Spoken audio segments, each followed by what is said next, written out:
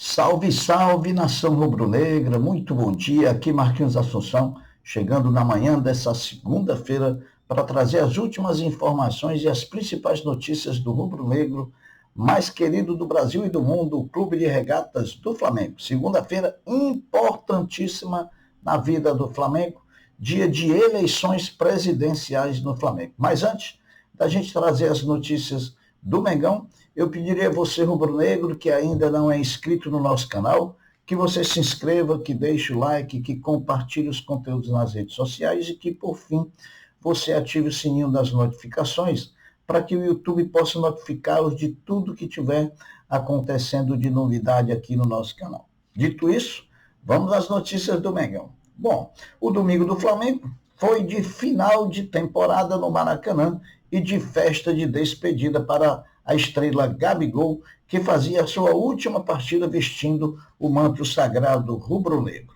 Maracanã, de casa cheia, levou 67.113 torcedores presentes ao Maracanã, sendo desses 62.528 pagantes, que proporcionaram uma renda de R$ 2.949.497,50. A tarde do Maracanã começou com a despedida do Flamengo da temporada de 2024, marcada também pelo adeus a Gabigol. O atacante recebeu homenagens do clube e de torcedores na tarde de ontem, no mais querido do Brasil. Gabigol recebeu das mãos de Rodolfo Landim uma placa personalizada com a imagem do jogador e o ingresso da partida do adeus. O atacante o cumprimentou, mas saiu logo em seguida para celebrar com a torcida e não posou para a foto ao lado do presidente e nem de Bruno Spindel e nem de Marcos Braz, que participaram da homenagem. Em mais de uma vez durante a tarde de ontem, antes, durante e depois da partida, houveram protestos contra o presidente Rodolfo Landim, a meu ver, protestos injustos, uma vez que Landim apresentou proposta de 1 ano para o próprio Gabriel, que só aceitaria se fosse 3 ou 4 anos, né? E pelo futebol que o Gabriel estava jogando, não se justificaria uma proposta acima de 1 ano. Isso é a realidade dos fatos. A gente critica quando tem que criticar, mas elogia quando tem que elogiar. Ao final da partida, questionado pela reportagem da TV Globo se ainda haveria clima ou chance de renovação com o Flamengo, afirmou que, diferentemente de algumas pessoas, aí se referia à diretoria do Flamengo, ele, Gabriel, tinha palavra e iria cumprir a palavra dele.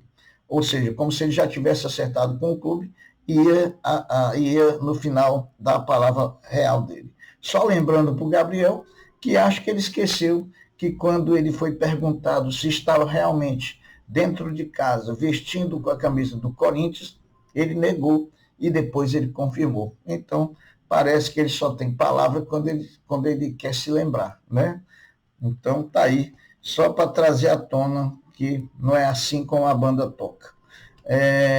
Do Gabigol, ficam os momentos bons, as decisões, as conquistas. Agora, as insubordinações, os egocentrismos de Gabriel se perderão no tempo, pode ter certeza, e que ele siga a partir de agora a sua vida com muito sucesso, com muita alegria e com muita felicidade aonde ele entender que vai jogar. Sobre a partida do Flamengo ontem contra o Vitória da Bahia, que encerrava o Campeonato Brasileiro assim como a temporada, depois de muitos jogos o Flamengo não entrou com a intensidade característica da gestão Felipe Luiz. Mesmo assim, não jogamos mal. Tomamos o primeiro gol aos 15 minutos do primeiro tempo, numa indecisão de Davi Luiz, Ayrton Lucas e Rossi. O Flamengo dominava a partida, porém o Vitória estava muito bem postado defensivamente e conseguiu segurar o placar até o final do primeiro tempo. Voltando para o segundo tempo, o Flamengo conseguiu empatar a partida logo aos 13 minutos do segundo tempo, com o próprio Gabriel Barbosa, num gol típico, com a característica que ele sempre teve de fazer os gols pelo Flamengo. O Vitória da Bahia voltou a ficar na frente do placar pela segunda vez, aos 28 minutos do segundo tempo, em mais uma falha individual do Flamengo, quando o De La Cruz errou um passe no meio campo, um passe de 2 metros, né?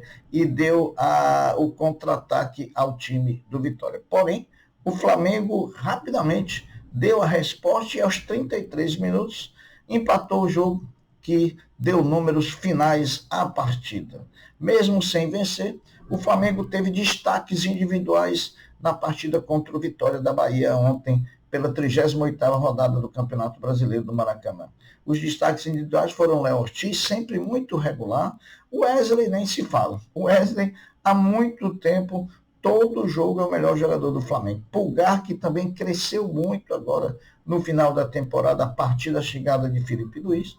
E Gerson, que para variar, assim como o Wesley, sempre tem jogado bem com a camisa do Flamengo. O resto foi normal, não foram nem bons e nem ruins ao ponto de serem taxados de culpados pela não vitória do Flamengo. Após a partida, os jogadores do Flamengo entraram de férias de 30 dias, devendo se reapresentarem no dia 8 de janeiro, quando realizarão exames médicos e farão avaliações físicas, para que no dia 10 de janeiro eles possam estar embarcando para os Estados Unidos para a pré-temporada lá na Flórida, que o Flamengo vai participar.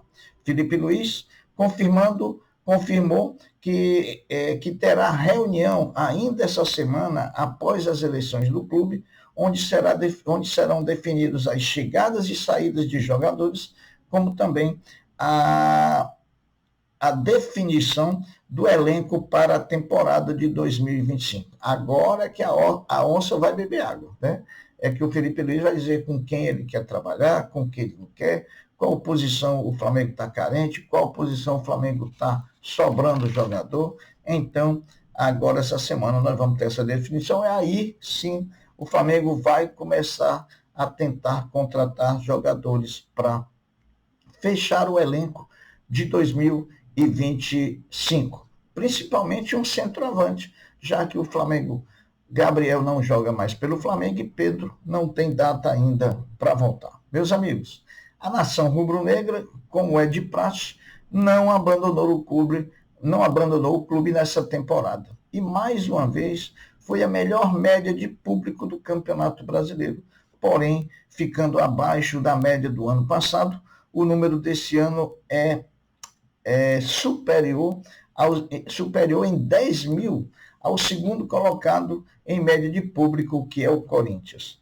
Com a chegada do final da temporada, está confirmada a final da Supercopa Rei 2025, que será realizada em Belém do Pará, dia 2 de fevereiro, no estádio Mangueirão. E será jogada entre Flamengo, campeão da Copa do Brasil, e Botafogo, campeão brasileiro. O Flamengo busca, nessa primeira decisão de 2025, a conquista do tricampeonato dessa Copa. O Flamengo teve como Wesley e Gerson os seus 2 representantes na seleção do Campeonato Brasileiro, como melhores lateral direito e volante, premiando assim a grande performance de ambos os jogadores na temporada de 2024. O Flamengo, até então invicto e sem sofrer gols na Copa São Paulo Feminina, viu sua defesa levar 2 gols neste domingo, conheceu seu primeiro revés, sua primeira derrota, sua primeira tomada de gols e, assim, deu adeus à competição de base de 2024. Lembrando que o Flamengo é o atual campeão da competição desde o ano passado. Depois da vitória do último sábado no Maracanãzinho pelo NBB contra o Brasília, o basquete do Mengão vira a chave e agora traz o pensamento todo para a disputa da Champions League das Américas, que enfrenta o Boca Juniors dia 15 e dia 17 contra o Toros de Chiriquí, lá do Panamá. Ambos os jogos serão realizados no Tijuca Tênis Clube. Depois da final do Campeonato Brasileiro na tarde de ontem, saiba agora quem são os times classificados para as Copas pelas suas posições finais no Campeonato Brasileiro. Para a Libertadores estão classificados Botafogo, Palmeiras, Flamengo, Fortaleza, Internacional e São Paulo. Para a pré-Libertadores, Corinthians e Bahia. E para a Sul-Americana, Cruzeiro, Vasco, Vitória, Atlético Mineiro, Fluminense e Grêmio. Então, tá aí, esses são os classificados para as Copas para 2025. Ontem, meus amigos, domingo, no Maracanã, antes das homenagens a Gabigol pela sua última partida vestindo o manto sagrado rubro-negro, o Flamengo também homenageou o chileno Eric Pulgar, que alcançou a marca de 100 jogos, 100 partidas com o manto, vestindo o manto sagrado rubro-negro. O atleta recebeu uma placa comemorativa sobre a marca de jogos feitas pelo atleta junto ao Flamengo. O Flamengo Vôlei estreou na Superliga B Feminina de Vôlei contra o Renasce Vôlei de Sorocaba e perdeu por 3-0 jogando fora de casa. A próxima partida do Flamengo na Superliga B é no próximo sábado, dia 14, às 17 horas, no próprio Flamengo contra o Tijuca Tênis Clube. Hoje, meus amigos, finalmente nós iremos conhecer o novo presidente do Flamengo, né? Para o triênio 2025, 2026, 2027. Concorrem ao Conselho Diretor do Flamengo, Rodrigo Dunst, Luiz Eduardo Batista Bap e Maurício Gomes de Mato. 5.880 associados estão aptos a votar no pleito de hoje, que começa daqui a pouco, que terá votação das 8 horas da manhã até as 21 horas. E pela votação através das urnas eletrônicas cedidas pelo TRE do Estado do Rio de Janeiro.